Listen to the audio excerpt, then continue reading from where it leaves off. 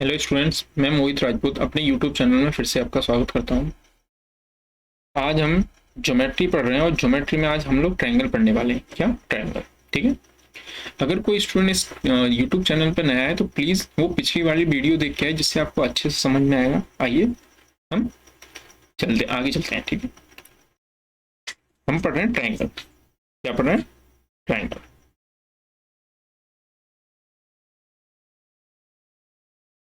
Triangle को हम हिंदी में त्रिभुज बोलते हैं। क्या बोलते हैं? त्रिभुज। त्रिभुज बोलते हैं। और आपको जनरली पता होगा या आपने 7 8 में पढ़ा होगा कि त्रिभुज हमारा तीन तीन साइड्स की घिरी हुई आकृति को कहते हैं। तीन साइड्स की घिरी हुई आकृति को कहते हैं। जैसे मैंने ये कोई तीन साइड लिए, 4,5,11। ठीक है, 4,5,11। अब मैंने एक 11 की कुल टोटल साइड ली, जिसपे मैंने 4 का चाप लगाया और एक लगाया 5 का।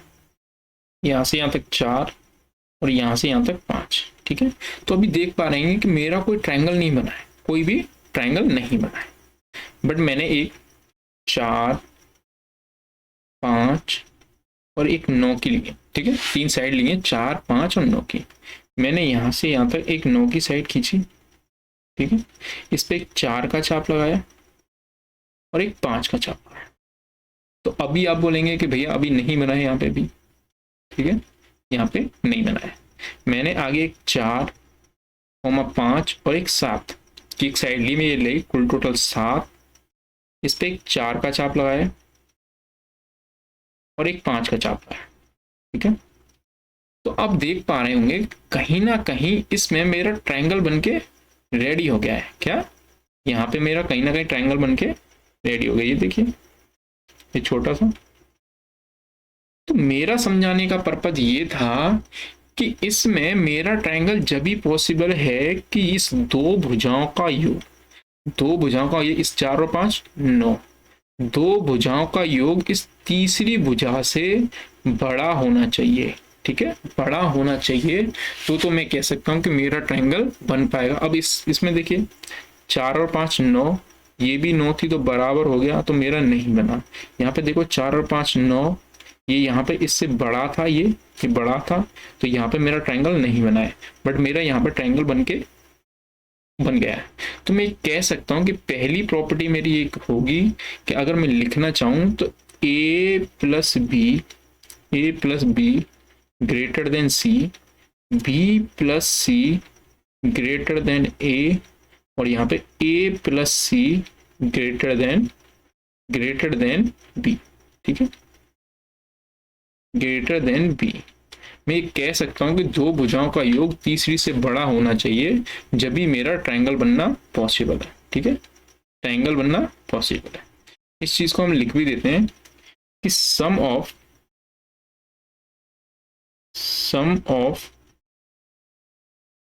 To side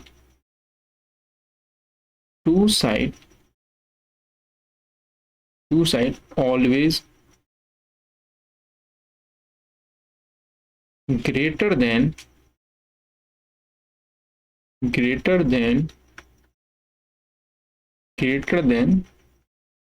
third side.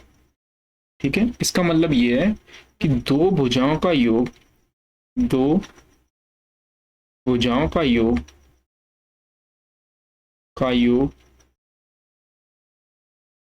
तीसरी से बड़ा होना चाहिए।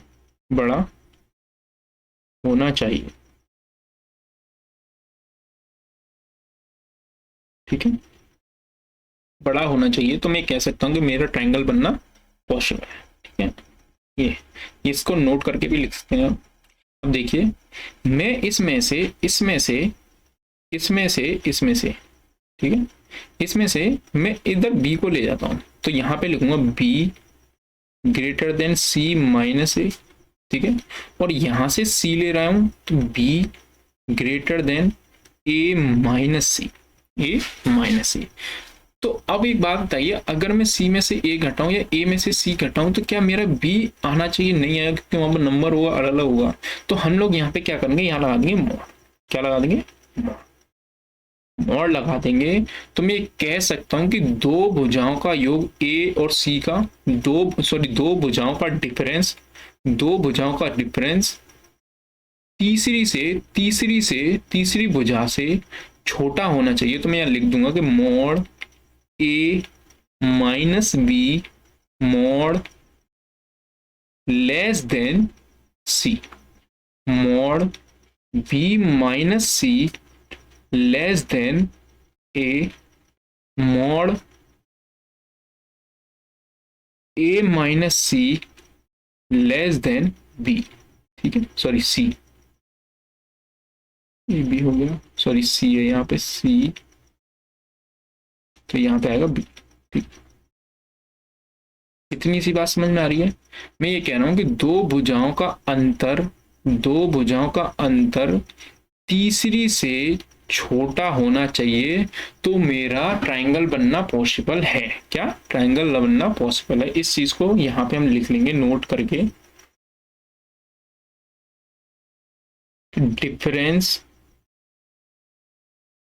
Difference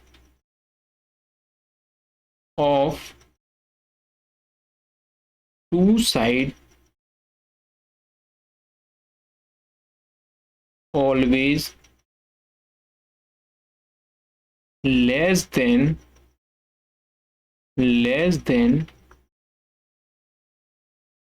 third side. ठीक है, थर्ड साइड, यहाँ पे ये साइड है पता। ठीक है, थर्ड साइड हिंदी वाले लिख लेंगे कि दो भुजाओं का अंतर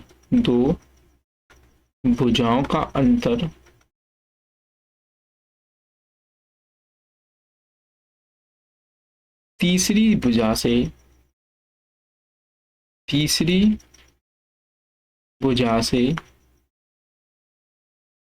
छोटा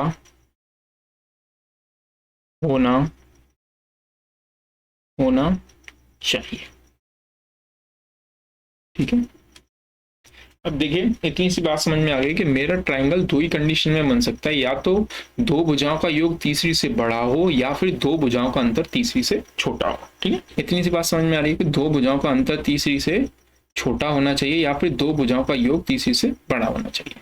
अब इसी में एक कंक्लूजन बना के लिख लेंगे कि हमें जो क्वेश्चन पूछेगा वो इस हिसाब से पूछा है। इस कंक्लूजन पे वो पूछता है कि यहाँ पे लिखेंगे mod A minus B mod less than C less than A plus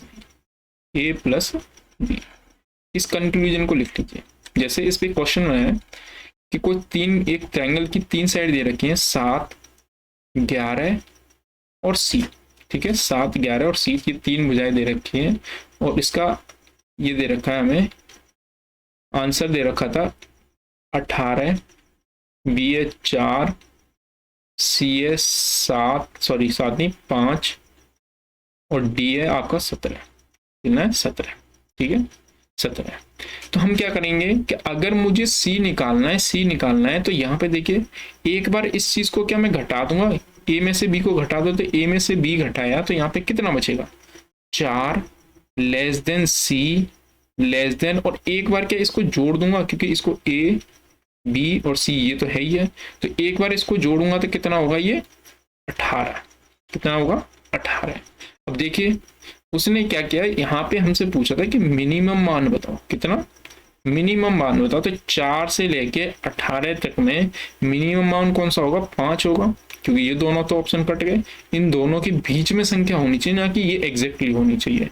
ठीक है, तो इसी वजह से मैं क्या करूँगा? 5 लगा रहा हूँ। ठीक है, और 17 तो अगर वो मैक्सिमम पूछता आपसे तो मैक्सिमम पूछता तो कितना होता? 17। ठीक है, इतनी सी बात समझ में आ रही है आपको? आइए हम आगे चलते हैं। अब देखिए हमारा ट्रायंगल बनके तैयार हो गया है, ट्रायंगल बनके तैयार हो गया है। आइए हम आगे चलते हैं। अब देखिए अब ट्रायंगल में हम छोटी छोटी चीजें जान लेते हैं।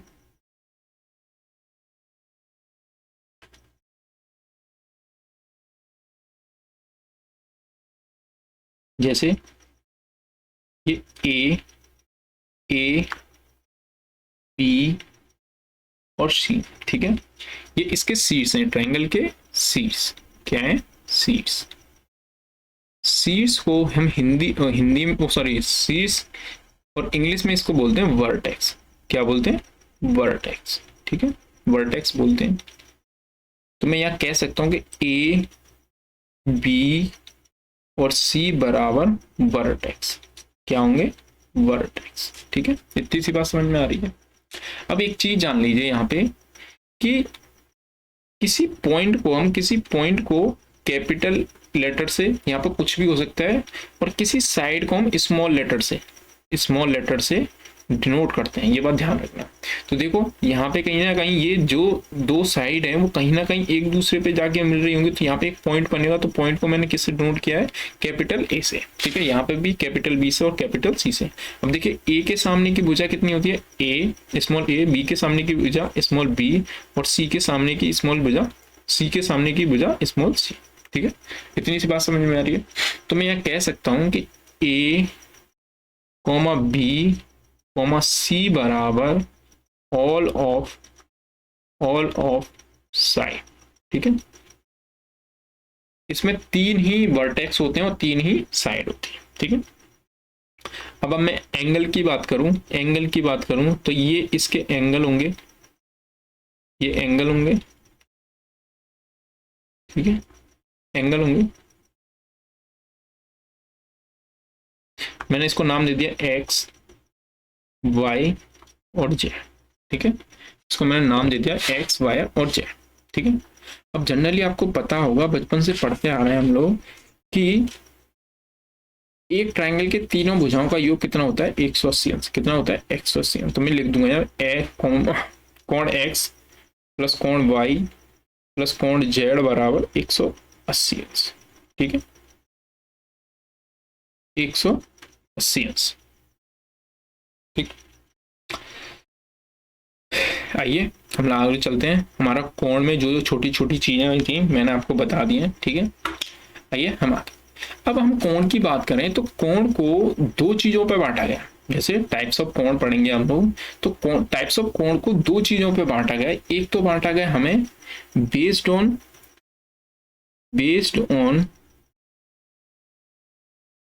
साइड, और एक बांटा गया बेस्ड ऑन एंगल, ठीक है, एंगल। दो चीजों पे बांटा गया इसको, ट्रायंगल को, ठीक है। तो पहले हम क्या पढ़ेंगे, बेस्ड ऑन साइड, उसके बाद पढ़ेंगे बेस्ड ऑन एंगल कि कौन कौन से ट्रायंगल बनते हैं, ठीक है। आइए हम आगे चलते हैं। पहले पढ़ते हैं हम लोग based on angle first, sorry based on side, based on side, ठीक है। कौन कौन से ट्रायंगल हो सकते हैं, जैसे मैंने यहाँ पे एक ट्रायंगल लिया है,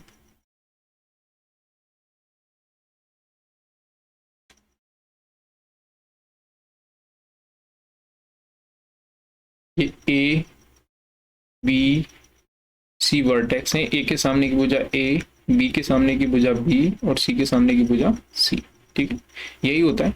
बट मैं आपको ये बता रहा हूं कि यहाँ पे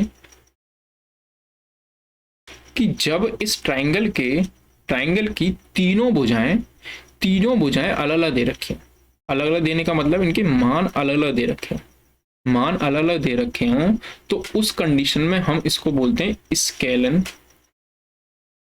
स्केलन ट्रायंगल, ठीक है, ट्रायंगल।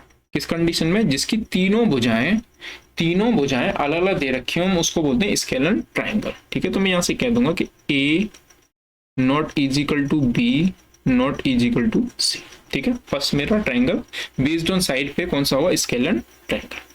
अब मैं सेकंड की बात करूं, सेकंड ट्रायंगल की बात करूं, जैसे मैंने यहाँ पे कोई ट्रायंगल लिया, ठीक है,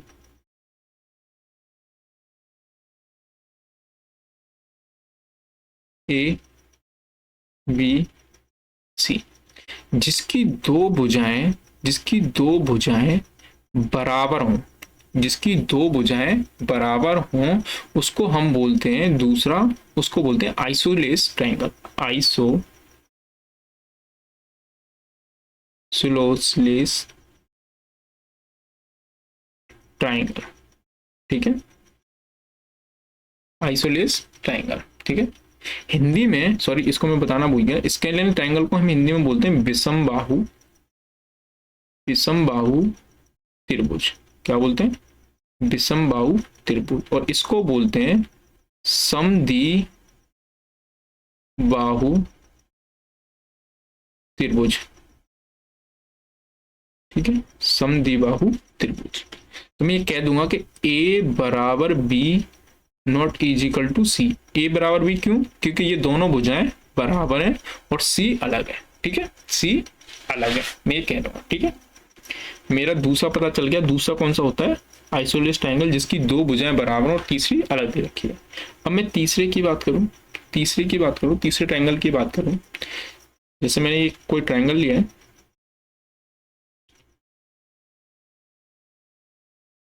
ये ट्राइंगल है, इस ट्राइंगल की तीनों भुजाएं, तीनों भुजाएं बराबर हों, तीनों भुजाएं बराबर हों, तो हम ये कह देंगे कि ये हमारा कौन सा होगा? Equilateral, equilateral triangle. कौन सा होगा? Equilateral triangle. और इसको हिंदी में बोलते हैं समबाहु, समबाहु मतलब सम, सबका मान एक हो, समबाहु त्रिभुज, एक मतलब एक जैसा हो, ठीक है। तो मैं कह दूंगा कि ए बराबर बी बराबर सी, ठीक है। मैंने आपको बेस्ड ऑन पे पहला ट्राइंगल बताया स्केलन ट्राइंगल जिसकी तीनों भुजाएं अलग अलग होती हैं। दूसरा मैंने बताया आइसोसेलेस ट्राइंगल जिसकी तीनों भुजाएं अलग अलग होती, वो सॉरी दो भुजाएं बराबर और तीसरी भुजा अलग अलग होती है, ठीक है। तीसरा मैंने आपको बताया इक्विलेटरल ट्राइंगल जिसकी तीनों भुजाएं समान होती हैं, ठीक है। आइए हम आगे चलते हैं। अब हम पढ़ेंगे बेस्ड ऑन एंगल। क्या? Based on angle. Based on angle sorry triangle कौन कौन से होते हैं? बेस्ड ऑन एंगल, चलिए बस ये मेरा कोई ट्राइंगल है, ठीक है। इसके तीनों कोणों, तीनों कोण, तीनों कोण 90 से छोटे होने चाहिए। सॉरी, एक मिनट,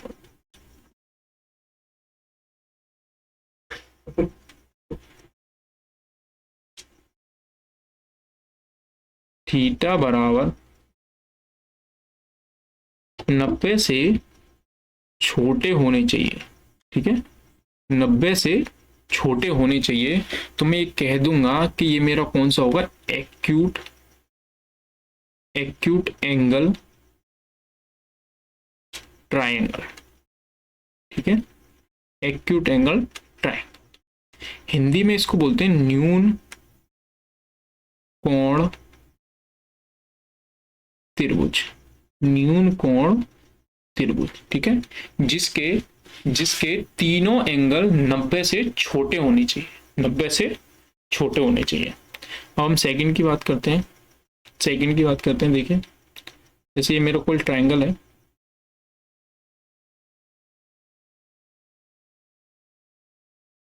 ये मेरा ट्राइंगल है, इसकी एक भुजा 90 के बराबर होनी चाहिए। कितने बराबर होनी चाहिए? 90। तो मैं ये कह दूंगा थीटा बराबर 90, थीटा बराबर 90। तो कौन सा होगा? राइट एंगल,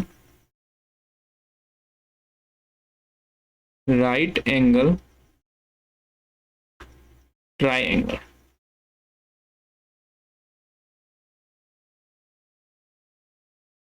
हिंदी में इसको बोलते हैं हम लोग समकोण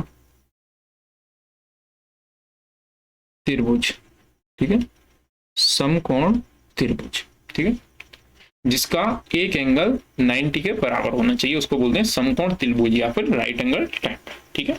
अब मैं तीसरे की बोलूं, तीसरे की बात करूं, तीसरे की बात करूं, यहाँ पे जैसे मैंने ये कोई त्रिभुज बनाया,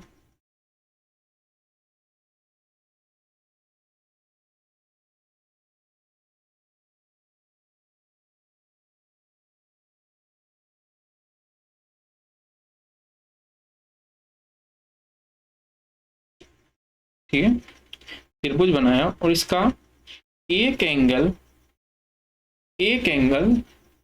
90 से 90 से बड़ा होना चाहिए।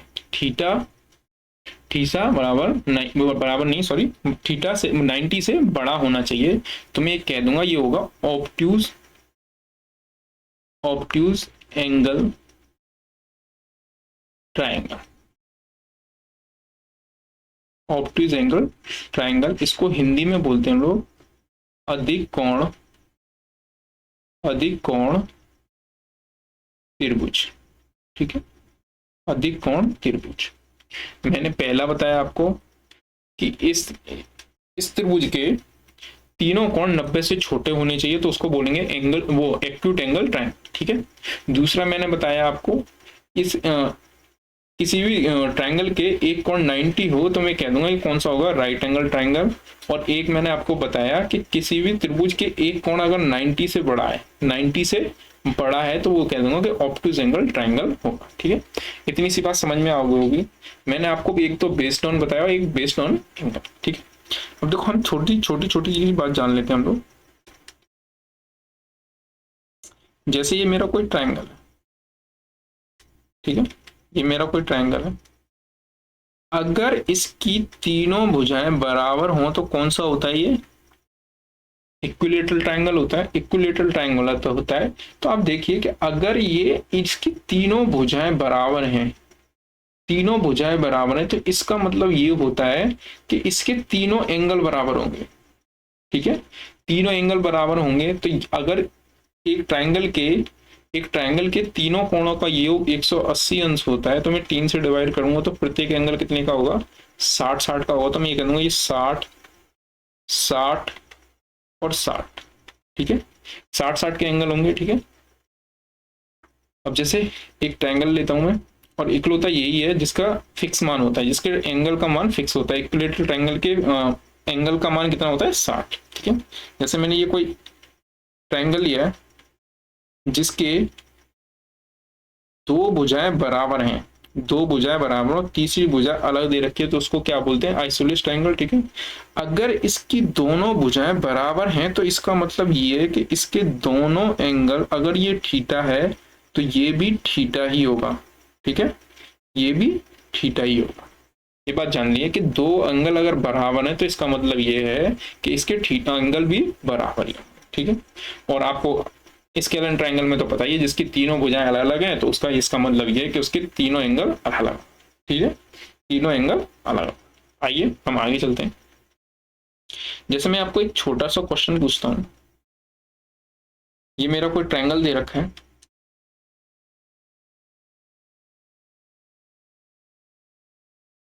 ये मेरा कोई ट्रायंगल दे रखा है, इसकी ए बी सी सीड्स दे रखे हैं, इसकी भुजा का मान दे रखा है 6 5 4, और आपको पूछा है फर्स्ट एक्यूट एंगल है, सॉरी एक्यूट एंगल ट्रायंगल है, या फिर ये राइट एंगल ट्रायंगल है, या फिर ये तीसरा आपको पूछा है कि ये ऑब्ट्यूज एंगल ट्रायंगल है।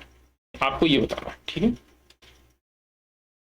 हमें साइड देके और एंगल बेस्ड पूछ लिया तो हम लोग क्या करेंगे। ठीक है, आइए हम समझते हैं इस चीज को। जैसे मैंने एक ट्रायंगल बनाया है, ट्रायंगल बनाया है, शीर्ष ए, वर्टेक्स बी सी, ए के सामने की भुजा ए, बी के सामने की भुजा बी, और सी के सामने की भुजा सी। ठीक है, अब मैं क्या करता हूं, इसमें सी को मैं बड़ी भुजा मान लेता हूं। ठीक है, सी को अगर मैं बड़ी भुजा मान लेता हूं तो हमेशा ये बात ध्यान रखना कि अगर A square plus B square, A square plus B square greater than C square है, इसका मतलब ये कि इन दोनों भुजाओं का योग, इन दोनों भुजाओं का योग इस तीसरी से बड़ा होना चाहिए। क्या, तीसरी से बड़ा होना चाहिए। तो मैं ये कह दूंगा कि ये मेरा एक्यूट एंगल ट्रायंगल होगा। ठीक है, कौन सा होगा, एक्यूट एंगल ट्रायंगल। ठीक है, पहली पहला। दूसरे की बात करूं, अगर ये ए स्क्वायर प्लस बी स्क्वायर बराबर सी स्क्वायर है, ये बात ध्यान रखना कि हमेशा बड़ी वाली भुजा पे डिपेंड करेगी ये चीज। अगर A square plus B square, A square plus B square बराबर सी स्क्वायर है, तो ये हमेशा राइट एंगल, क्या होगा, राइट एंगल ट्राइंगल होगा। और तीसरे की बात करूं, ए स्क्वायर प्लस बी स्क्वायर इन दोनों भुजाओं का योग, सी स्क्वायर इन दोनों भुजाओं का योग इस तीसरी से छोटा है। क्या है, छोटा है। तो मैं ये कह दूंगा कि ये मेरा ऑब्ट्यूज होगा। क्या होगा, ऑब्ट्यूज होगा। ठीक है, इतनी सी बात समझ में आ रही है। इस प्रॉपर्टी को लिख लीजिए। ठीक है, पहला मैंने आपको बताया, अगर एक्यूट एंगल, अगर हमें बेस्ड साइड देके अगर एंगल बेस्ड पूछ लिया जाए तो एक्यूट एंगल होगा, एक्यूट एंगल ट्राइंगल होता है। इसका मतलब ये है कि इसकी दो भुजाओं का योग ये तीसरी भुजा से बड़ा होगा। ठीक है, अगर वो राइट एंगल ट्राइंगल है तो इसका मतलब ए स्क्वायर प्लस बी स्क्वायर बराबर सी स्क्वायर है, इन दोनों भुजाओं का योग तीसरी के बराबर होगा। ठीक है, और अगर ऑब्ट्यूज है तो इसका मतलब ये है ए स्क्वायर प्लस बी स्क्वायर इन दोनों भुजाओं का योग इस तीसरी से छोटा होगा, इस तीसरी से छोटा होगा। ठीक है, आइए इस चीज को सॉल्व करते हैं। यहाँ पे देखिए, तो बड़ी भुजा तो मेरी ये है। ठीक है, बड़ी भुजा तो ये मेरी ये है।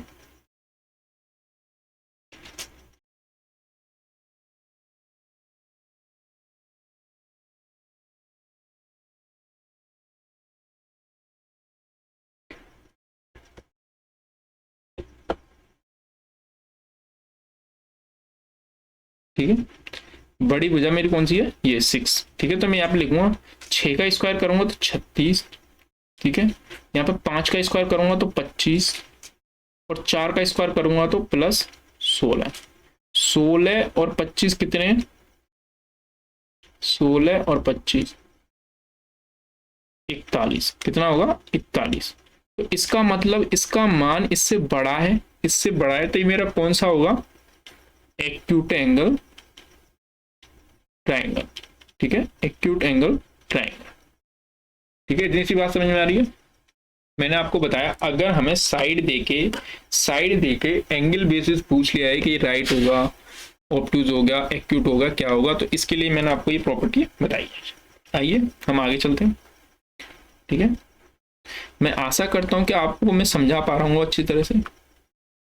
देखिए, अब मैंने एक ट्रायंगल लिया, नेक्स्ट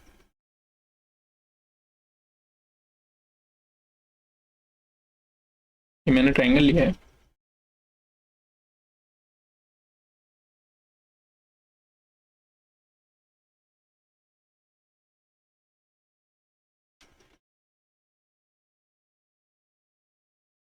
इस ट्रायंगल के एक्सटीरियर एंगल है। क्या है, एक्सटीरियर एंगल। मैं इसको नाम दे देता हूं, ए बी सी। ये ए का एक्सटीरियर एंगल है, ये सी का एक्सटीरियर एंगल है, और ये सी का एक्सटीरियर एंगल। अगर मैं इसको यहाँ पे इस एंगल को एक्स मान लेता हूं, ये वाई मान लेता हूं, और इस एंगल को मान लेता हूं मैं अल्फा, तो यहाँ पे अल्फा बराबर एक्स प्लस वाई होता है, एक्स प्लस वाई हो जाता है। इसका मतलब ये है कि एक्सटीरियर एंगल बराबर अपोजिट इंटीरियर अपोजिट एंगल का सम। ठीक है, तो मैं ये कह सकता हूं कि एक्सटीरियर एंगल बराबर सम ऑफ इंटीरियर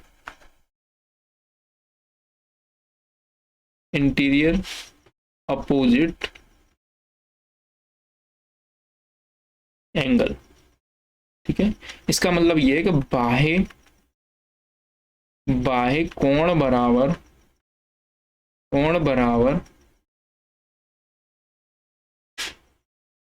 अंतर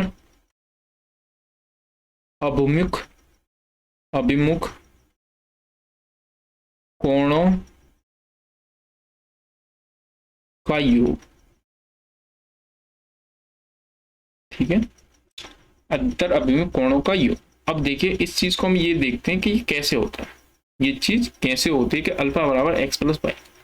अगर मैंने ये एंगल x माना और ये एंगल अगर y माना है तो इसका मतलब ये वाला एंगल जो मेरा C एंगल है, ये angle 180 minus x minus y होगा क्या, ठीक है। और आपको जनरली पता होगा कि एक स्ट्रेट लाइन पर बना हुआ एंगल कितना होता है, 180 अंश होता है, ठीक है, 180 अंश होता है। तो मैं यहाँ पे लिखूंगा 180 minus x minus y plus, क्योंकि देखो ये 180 बनाएगा कहीं ना कहीं स्ट्रेट लाइन है, ये वाली स्ट्रेट लाइन है, ठीक है। 180 minus x minus y plus alpha बराबर 180, ठीक है। इतनी सी बात समझ में आ रही है। अब यहाँ 180 से 180 कट जाएगा क्या, तो मैं कह दूंगा कि एंगल अल्फा बराबर एक्स प्लस वाई, ठीक है, क्योंकि मैं इस x, ये माइनस के x माइनस के y को इधर लेके चला गया और 180 से 180 कर गया, तो मैं कह दूंगा कि अल्फा बराबर x प्लस वाई, मतलब एक्सटीरियर एंगल बराबर सम ऑफ इंटीरियर अपोजिट एंगल, बाह्य कोण बराबर अंतर अभिमुख कोणों का योग, ठीक है। इतनी सी बात समझ में आ रही है। मैं आशा करता हूं कि मैं आपको अच्छे से समझा पाया हूँ। इस ट्रायंगल की कुछ चीजें छोटी छोटी चीजें हैं, ठीक है। आज के लिए इतना ही, और आगे हम लोग ये कंटिन्यू करते रहेंगे। तो टेक केयर, बाय। अगर आपको हमारा कंटेंट अच्छा लगा है तो प्लीज़ चैनल को सब्सक्राइब कीजिए, लाइक कीजिए और शेयर कीजिए, ठीक है। बाय।